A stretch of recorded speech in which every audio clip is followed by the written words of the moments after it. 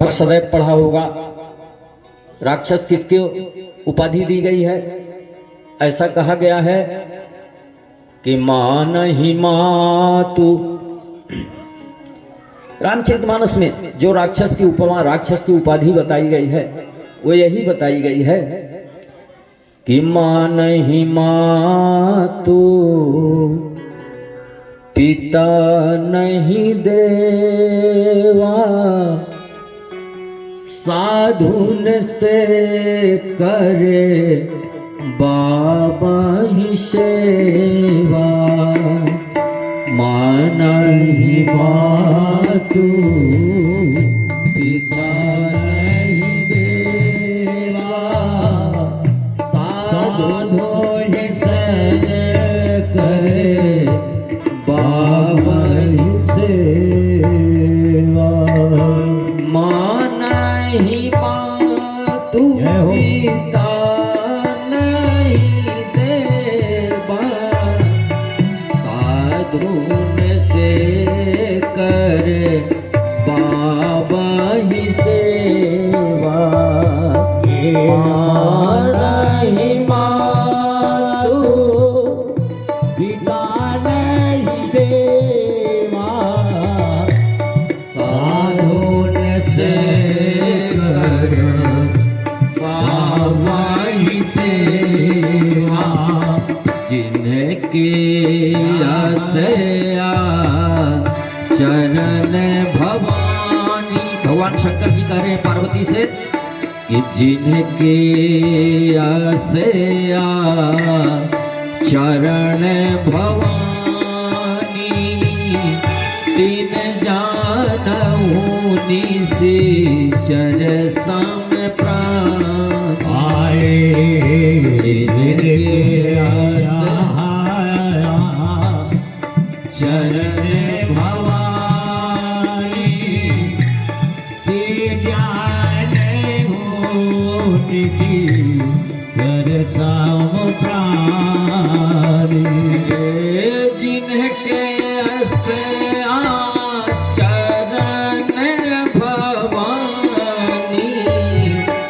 तीन जानऊ निश्चर सम प्राणी। जिनके आया चरण भवानी, तीन जानऊ निश्चर सम प्राणी। भगवान शंकर ने पार्वती से कहा कि मान ही मातु, पिता नहीं देवा।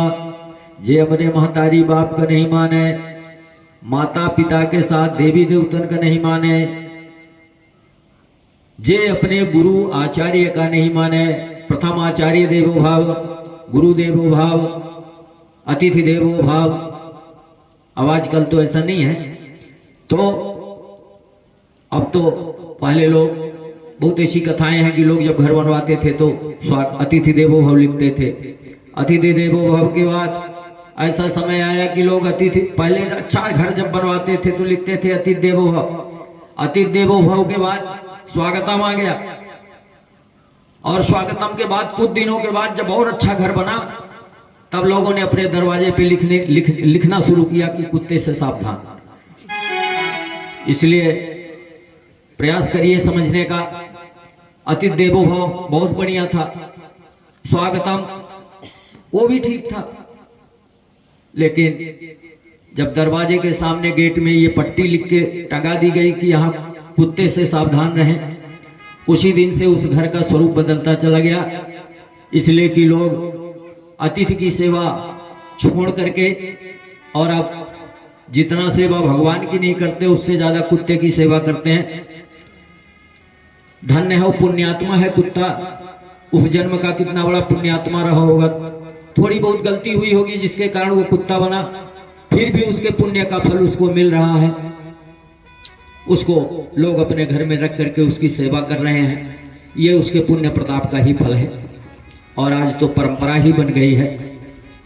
कहते हैं कि इस संसार में राक्षस कौन है? बोले मान ही मातु पिता नहीं देवा,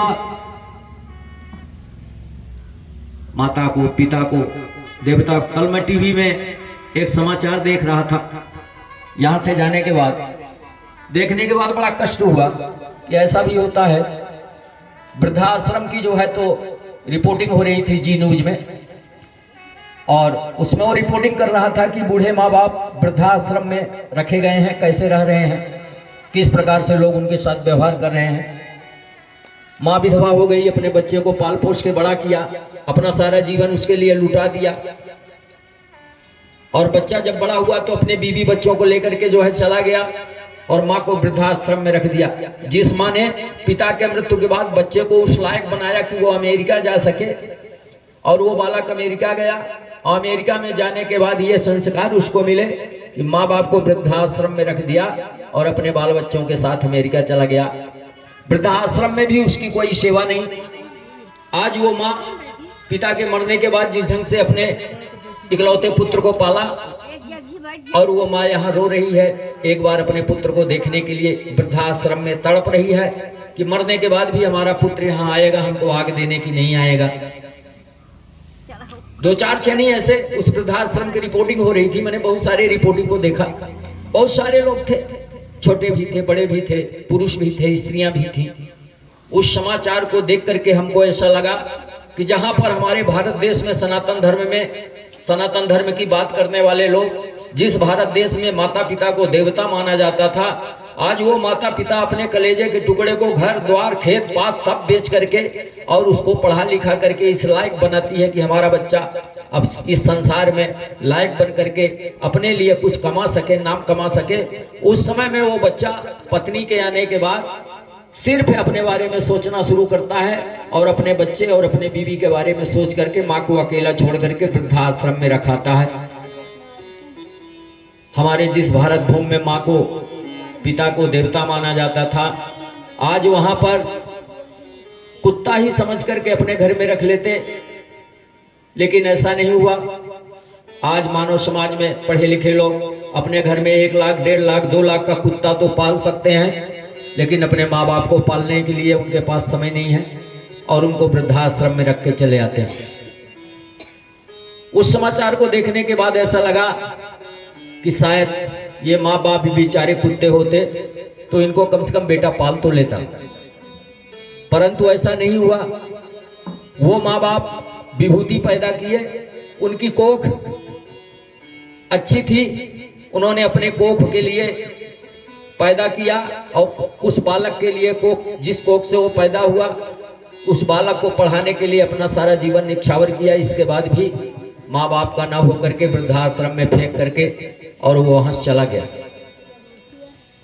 अब जिस हमारे भारत देश को स्वर्ग कहा जाता है, सनातन धर्म का स्रोत कहा जाता है, सनातन धर्म का स्थल कहा जाता है, भारत को देवभूमि कहा जाता है, भारत को ऋषि भूमि कहा जाता है, ऋषियों देवताओं की यह भूमि है।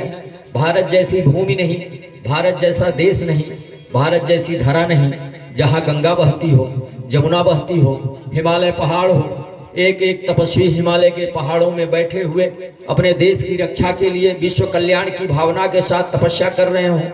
उस देश की जनता और उस देश के जनता की संस्कार क्या है, कैसे है, क्या हो गया। जहाँ पर माँ बाप को भगवान माना जाता था, वहां पर आज वृद्धाश्रम में फेंक दिया गया।